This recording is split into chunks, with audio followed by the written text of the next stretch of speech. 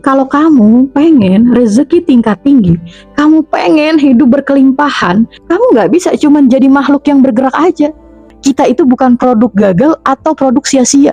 Dunia ini tuh tidak dirancang acak-acakan, teman-teman. Dunia ini tuh punya yang namanya SOP. Ya, jadi Allah itu telah menetapkan hukum alam atau sunatullah sebagai aturan main bagi siapa saja, bagi siapapun yang memijakkan kakinya di bumi. Nah, tapi seringkali ada sebagian orang yang merasa bahwa hidup ini tidak adil ketika melihat orang yang tidak beriman atau bahkan orang jahat atau bahkan orang licik kok hidupnya berkelimpahan gitu. Sementara ada orang yang sudah mencoba taat justru merasa kelimpungan, kelabakan mencari rezeki. Kenapa bisa begitu? Karena kita lupa bahwa Allah itu maha adil, teman-teman, dalam menjalankan hukum mekanisnya. Jadi kalau kamu ngikutin SOP-nya Tuhan, mesin rezeki kamu akan menyala dan akan ngucur. Tapi kalau kamu nggak ngerjain tugas asli kamu nggak berfungsi sebagai manusia, fungsi asli kamu, desain asli kamu, maka anggaran itu atau rezeki itu akan tertahan. Lalu gimana Kak aturan mainnya Tuhan? Ini aturan yang paling dasar ini yang Allah buat. Kepada masing-masing golongan, baik golongan ini atau orang beriman maupun golongan itu atau orang kafir, kami memberikan bantuan dari kemurahan Tuhanmu, dan kemurahan Tuhanmu tidak dapat dihalangi.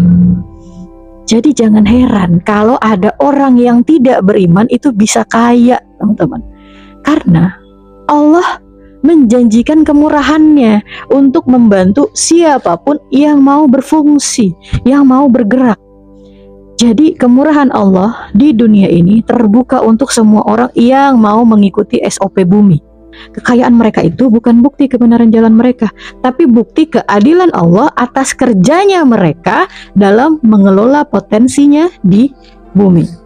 Oke, gimana kalau udah terlanjur hidup berkekurangan, udah terlanjur hidup tuh bahasanya miskin gitu ya, udah terlanjur hidup susah gitu.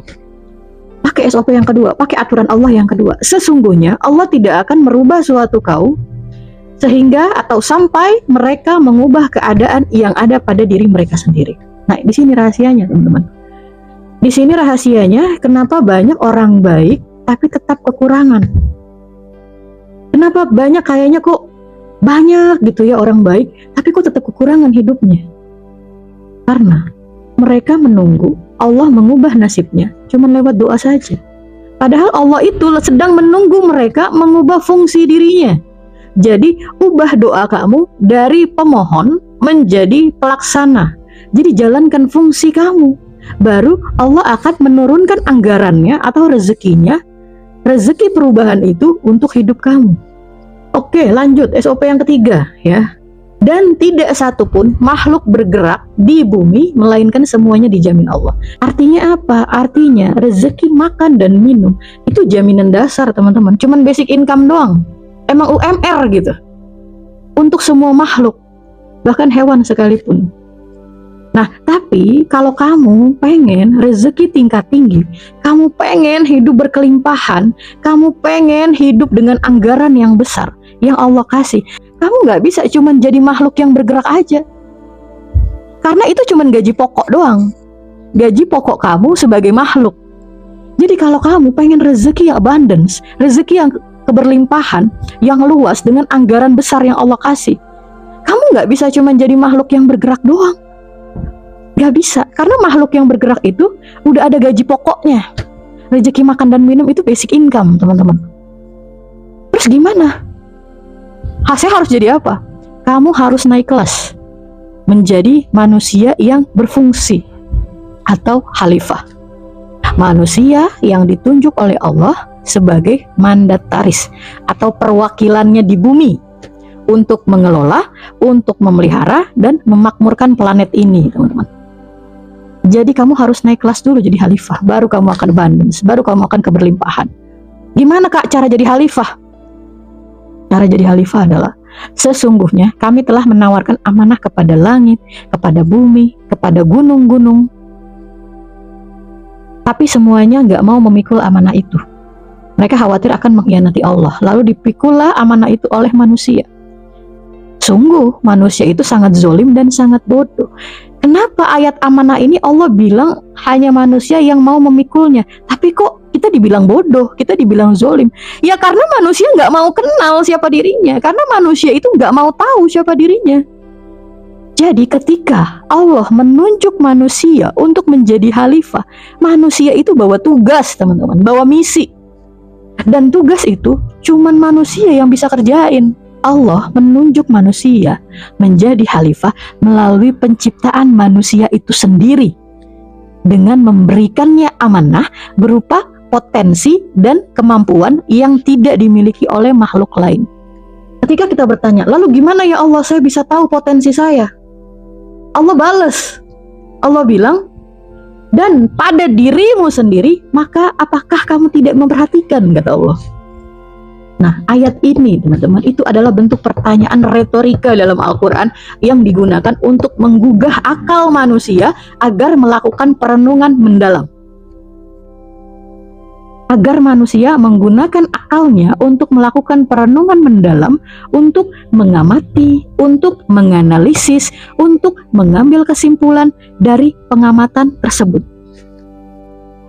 Jadi manusia diminta merenungkan bagaimana tubuh mereka bisa diciptakan dari setetes air mani sampai menjadi bentuk sempurna dengan organ yang rumit tapi berfungsi secara harmonis. Lalu merenungkan juga bagaimana jantung itu terus berdetak tanpa disuruh, bagaimana sistem pencernaan itu bekerja, bagaimana mata itu bisa melihat dan otak itu bisa memproses miliaran data setiap detik. Dan dari keteraturan ini mustahil terjadi tanpa perancang yang maha hebat, teman-teman. Artinya, dengan merenungkan tanda-tanda ini, manusia itu akan sadar bahwa penciptaan dirinya bukan produk gagal atau sia-sia. Jadi kita bisa sadar nih dengan kita melakukan perenungan, dengan kita melakukan pengamatan, dengan kita berpikir, ya, dengan kita mengamati, dengan kita menganalisis, dan kita bisa mengambil kesimpulan akhirnya bahwa kita itu bukan produk gagal atau produk sia-sia. Karena setiap bagian tubuh itu memiliki fungsi dan tujuan daripada sekedar menjadi makhluk aja. Dan perenungan itu yang akhirnya membawa manusia kembali kepada fitrah, teman-teman. Dan fitrah inilah yang akhirnya mendorong manusia untuk memakmurkan bumi dan menjadi khalifah yang efektif di bumi. Nah, fitrah manusia itu adalah paket bawaan dari Allah, murni paket bawaan dari Allah. Jadi, fitrah inilah yang menjadi modal dasar utama manusia untuk menjalankan perannya sebagai khalifah di bumi. Dan inilah yang disebut dengan blueprint atau cetak biru.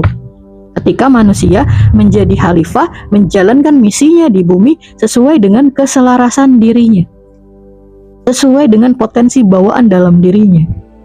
Tapi untuk mengenali potensi itu, kamu harus mengamati dirimu sendiri. Kamu harus mengenali dirimu sendiri agar kamu bisa menarik kesimpulan, agar kamu bisa mendapatkan kesimpulan jalurmu kemana. Jadi anggaran besar atau keberlimpahan yang kita minta ke Allah itu cuma akan turun kepada orang-orang yang memiliki proyek manfaat yang besar juga, teman-teman. Inilah kalau dalam bahasa Banten saya yang disebut, kamu minta 100 juta, sebenarnya Allah mau ngasih 1 miliar, tapi wadah kamu nggak cukup, akhirnya semesta nggak mau kasih lagi. Inilah yang disebut, jadi kamu itu masih di level makhluk, belum khalifah. Ya gimana Allah mau kasih anggaran kalau kamu nggak bikin proyek, kan gitu.